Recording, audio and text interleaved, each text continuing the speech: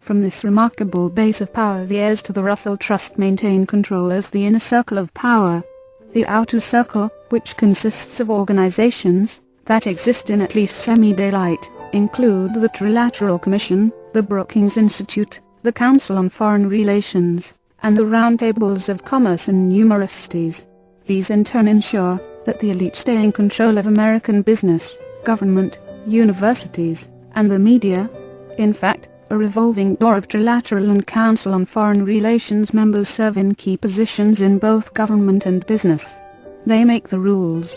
They allow themselves to use tax-free foundations to ensure the ideas of the ruling class will always prevail, by funding the right people and projects. The elite system perpetuates itself. Though a blanket of secrecy protects the inner workings of such organizations, the secrecy has been under attack. In April 2001, the New York Observer and Ron Rosenbaum actually filmed the secret rites of the power of the new Skull and Bones 293, the Skull and Bones Initiation. Using high-tech night vision video equipment, the organization whose members gave birth to the OSS and the CIA, filled numerous Secretary of State posts, and served as national security advisors were spied on themselves. While the vulgar scene need not be retold in these pages, it would have been a much greater embarrassment if other media had carried the story further. Is there a Skull and Bones agenda? Bonesmen believe in the notion of constructive chaos, which justifies covert action, writes Joel Baineman in Inside the Covert Operations of the CIA and Israel's Mossad. The foreign policy of the Bonesmen is almost always carried out through a secret agenda. 7 Alphonse Taft was Secretary of War when he pressured McKinley to declare war on Spain. After McKinley was assassinated, Teddy Roosevelt took over and brought in Bonesman William Howard Taft.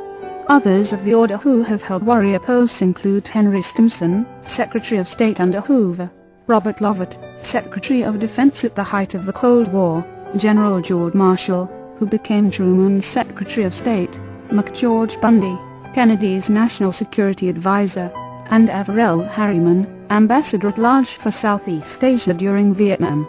Following the Stimson Doctrine, that there should be regular periodic wars, to divert discontent and rally the nation to a single purpose, Bonesman George Bush and George W. Bush would uphold the tradition with brief military excursions in Asia and Latin America. Just how much clout has the Order of the Skull and Bones exerted on 20th century history? In Asia, American policy started with the policy of the New England opium families. After reaping their fortunes in Asia, the families turned their attention homeward to railroads, mills, and mines. An American presence remained in China as missionaries then tried to reform the Chinese, to further accept Western ways.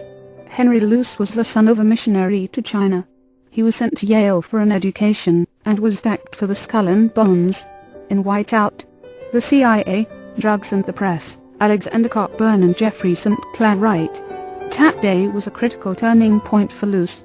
He yearned to be tapped for Skull and Bones, the supreme society at Yale, the ultimate 294 from the sacred to the profane on a quotate with $86,000 borrowed mostly from other Yardies and family friends. Luce, with the help of Yale students serving as assistants, started Time magazine, which would later be Life magazine. Luce married Claire Booth Brokaw, who took as much of an interest in China as he did. Together they acted on behalf of the China Institute of America, to bring Chinese students to the United States. Luce and his wife were very close to the ruling Chinese Sun family, whose corrupt activities helped the rise of communism. When Chiang Kai-shek's army was defeated, Luce's China lobby united John Foster and Allen Dulles, the Rockefeller family, Thomas Lamont, and Cardinal Spellman to push for American assistance. Chiang lost credibility as his army was defeated in one battle after another, and he and his family looted $300 million of American funds. But Chiang would not lose the support of Luce, who was still rabid that Mao Zedong had beaten Chiang. Time magazine would constantly play up the nationalist cause. Mao Zedong was a Yale student, perhaps as a result of Luce's China efforts. The Yale Divinity School had established a number of branch schools in China, and Mao was their most famous student. Although he was not tapped for the Skull and Bones, just about every recent ambassador to China was a Bonesman. George Bush, Winston Lord, and James Lilly, all alumni of the Skull and Bones, or served as ambassador to China. With the outspoken Luce leading the way, America was rallied to take up the French battle in Vietnam as a means of curtailing further communist expansion. The result was a long, drawn-out, and expensive war that took tens of thousands of lives and wreaked havoc on America by bringing heroin addiction to 80,000 returning war veterans. 9 The China lobby and the Skull and Bones were firmly behind the Vietnam War, and they were unfortunately in position to ensure that the war continued.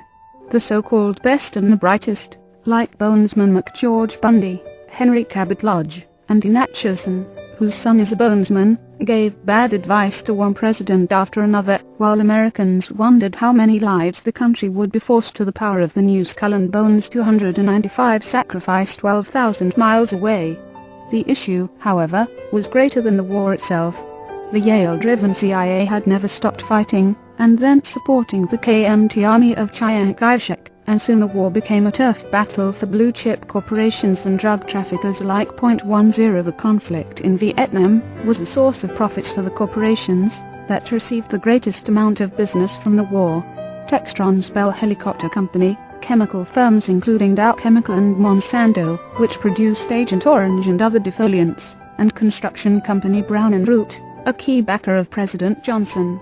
The United Fruit connection. Just as the debate on Vietnam was decided by a handful, so too would relations with Latin America be decided by a few.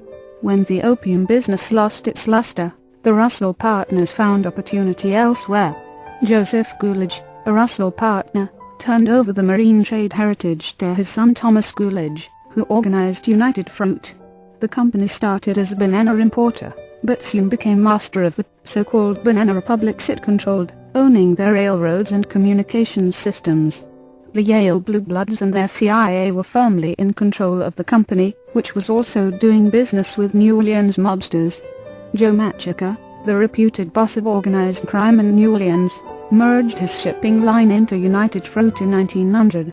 His underworld successor, Charles Matranga, stayed close to United Fruit throughout his life, and at his funeral United Fruit executives paid their respects. 11 The New Orleans mob was then controlled by Carlos Marcello, during which time it imported morphine and cocaine from Honduras. In the same year that Marcello took control, the board of directors bought out its greatest rival, Samuel Zamare, with stock in its company.